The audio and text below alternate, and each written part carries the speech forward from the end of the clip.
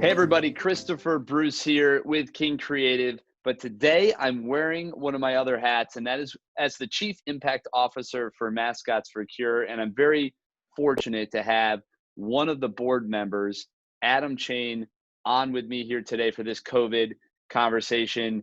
Adam, how you doing, man? I'm great, man. How are you? I'm doing really well. I'm trying to stay positive, stay productive amidst the chaos, right? That's the motto these days, right? Try to stay moving things forward and as productive as possible.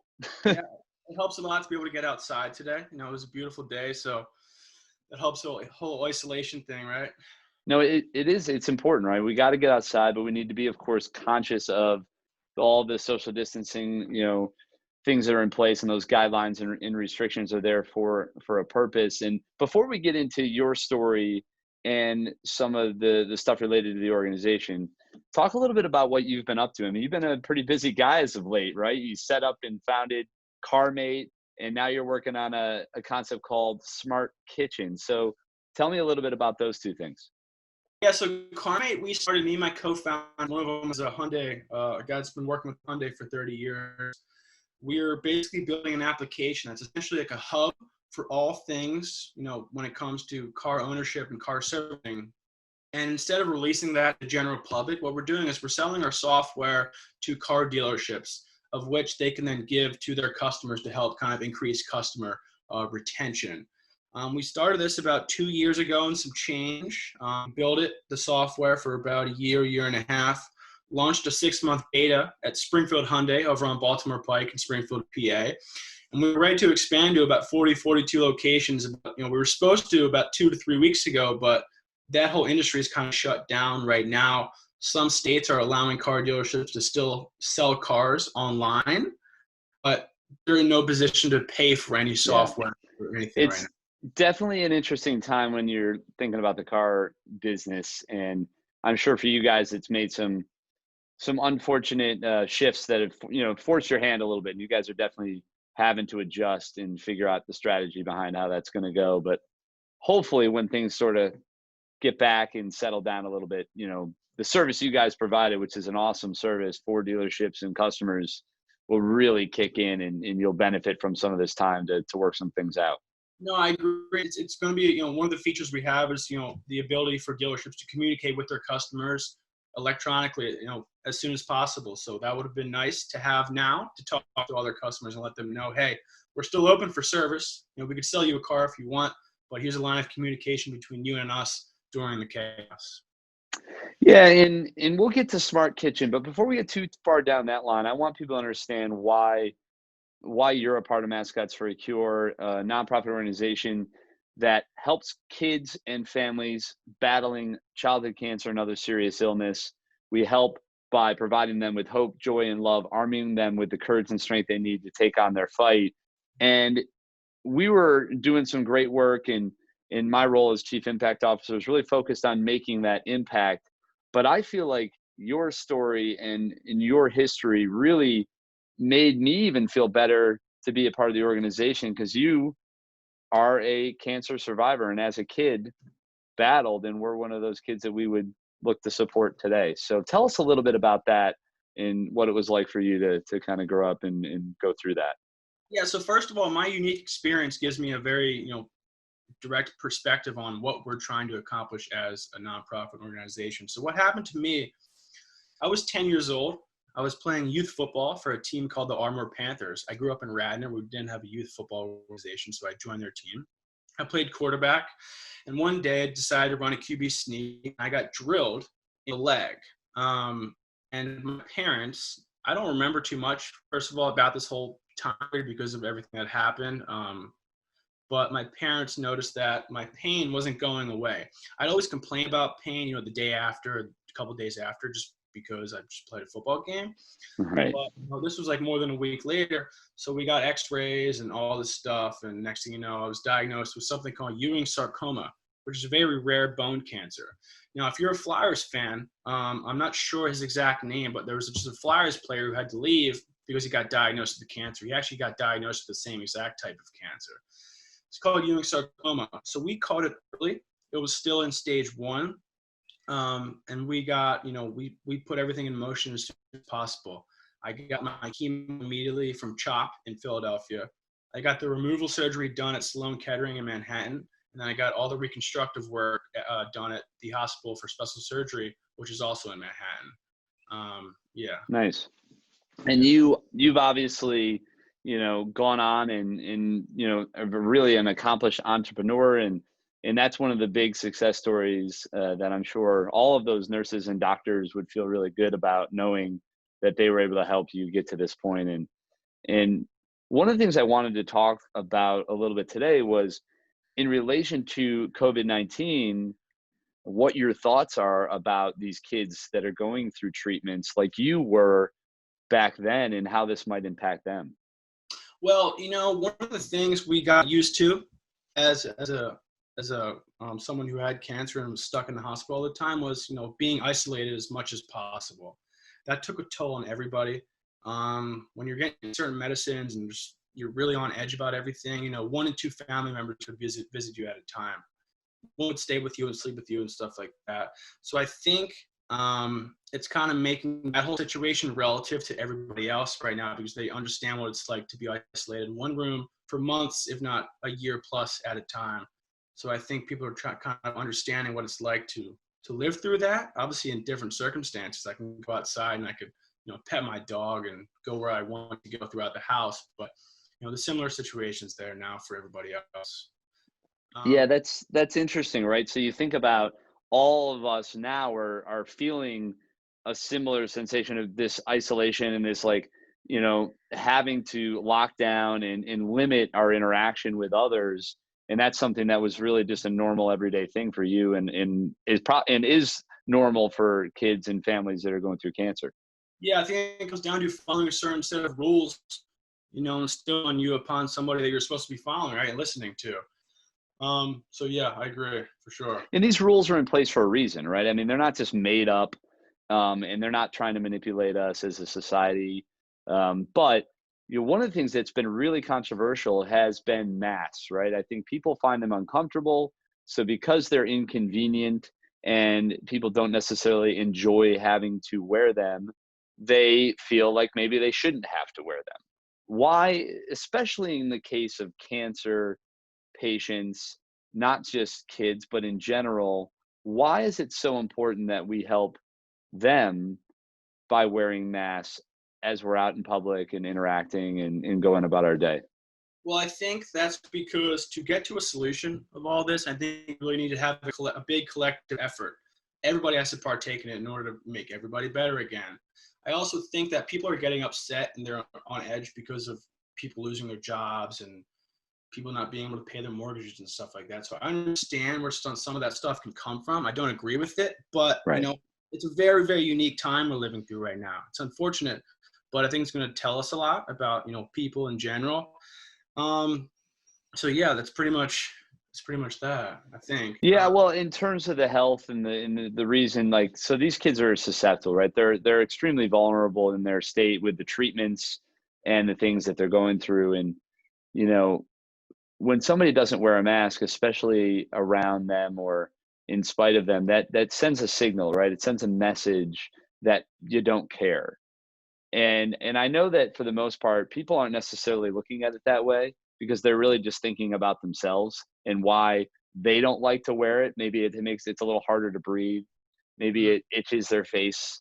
Maybe, for some, they just don't like it, period, right? It's just that simple. But like you said, we have to work together, right? We have to work together as a community, as a society. And the problem is the doctors are still figuring things out. So they're not sure, and they're trying to control the variables and slow it down so that they can get ahead of it. And by wearing masks and limiting the spread and all that, I think that's part of it. Yeah, I agree. I think as long as this rebellious attitude, continues, the more people like me, if I was living through what I lived through today, would have to, for example, like there are kids who are being told to delay their chemo treatments because healthcare workers are tied up dealing with all this stuff. And the longer the rebellious attitude continues, the longer they're going to have to get things out and make everybody kind of a second thought, because people are dying, from this virus, obviously, but at the same time, there Right. were people who were sick before they even started, and people are being sinful for sure. Back to your original Yeah. point. Well, I think, and it's easy to get lost in that, and we're humans, so human nature pushes us to have some of these reactions. They're natural, so nobody should feel bad about thinking that way or having that gut reaction. But you just got to take a half step back, and you got to think a little bit about how this is impacting other people, and just at least consider that when you're making some of those decisions. I think when you take that half step back and you think about how it is impacting others, most of the time, I would hope most of us tend to make decisions that are a little bit better for the whole once you've done that. I agree. And I think ironically, if I was going through cancer right now and I was 10 years old or 8 years Yeah, old, let's say, and I saw these grown adults acting this way, it would make me feel stronger about myself, saying if I can go through this and follow these rules in order for, to get to the end goal of getting out of this hospital, then I would do that. If these people can't right. do that, I feel like a stronger person because of that, ironically. Yeah, no, I 100% agree. And I think that the funny thing about it is like really when you look at it, it's not that bad. It's like just suck it up, right? Wear the mask, get over it, and let's all help each other. And that's what I think it comes down to. I think it's just we got to all try to work together. And now the health and the mass is one thing, but there is a real issue economically. And you kind of touched on it a little bit before, and that's why I think a lot of people are really stressed out and are resisting, so to speak, because they're in tough times. I mean, I'm just like anybody else. I've got bills to pay. I'm not 100% sure where the money's coming in. It definitely isn't coming in like it used to because things have been disrupted. Our rhythms and our routines, our flow has been altered. And if you can't adapt and if you didn't have a contingency plan or if you don't have other things that you can fall back on, then it's hard. It's really difficult. And there's a pressure to open up businesses. There's a pressure to find a way to get each business up and running again. And that the problem is there's a health consequence. Yeah, And and so how do you balance that? a future, I think, potential economic downside too, because this thing everything could come back really Mhm. fast. Yeah. Science, the weather affects it. People are now comparing us to other countries based on how much money they're getting from the government.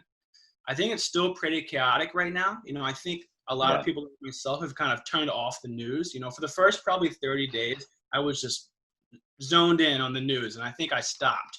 A lot of people I've talked to about this have done the same thing, so it's become less of a conversation with regard to the daily statistics or something. So we might think mentally it's going away, but it's still. They said we're at our peak now. We're looking at other countries like Italy that apparently passed their China that nobody apparently believes right now. So there's still mass hysteria, I think, in the world. But going back to, I think, making everything relative, like you said, our ancestors had to go to war to help the country survive. We really just have to sit back on the couch and just wait. So yeah. Yeah, it is all relative, right? And I think we need to remind ourselves that when we're complaining about some of these minor inconveniences, it's really just what we've got to do. We've got to do to help one another that we have to do to survive. And I would just tell people don't sit back and watch Netflix and binge that and feel bad for yourself. Listen, if times are tough, get creative. That's what everybody has to do right now. This is not something that we planned on. This is not something that we anticipated. For those that say they did, you know what? Good for you. Yeah. Whether you did or you didn't, um, I'm happy for you. But Right. we're all just trying to make it work. And I know for myself, and you're out there fighting really hard as an entrepreneur and trying to keep the lights on, trying to keep food on the table, just like everybody else. And that's just really what it comes down to. So we're all hoping that we can turn this thing around as soon as possible, but do it in a way that is healthy and beneficial for all of us as a society. Yeah, I mean, I think that's all very true. I just don't understand how, if a few 100,000 people decide not to wear a mask, they don't think that's not going to affect this whole, you know, No, collective. you're right. You're right. I think that those riots and you see people protesting, and it is unfortunate because it doesn't really take too much for something like this to spiral back out of control and for the numbers to start to spike again.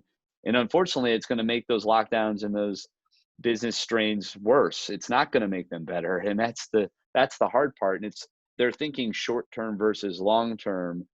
And it's difficult to do though when you're in a desperate place. And we have to put ourselves in other people's shoes, and we need to think about what life is like from the other perspective.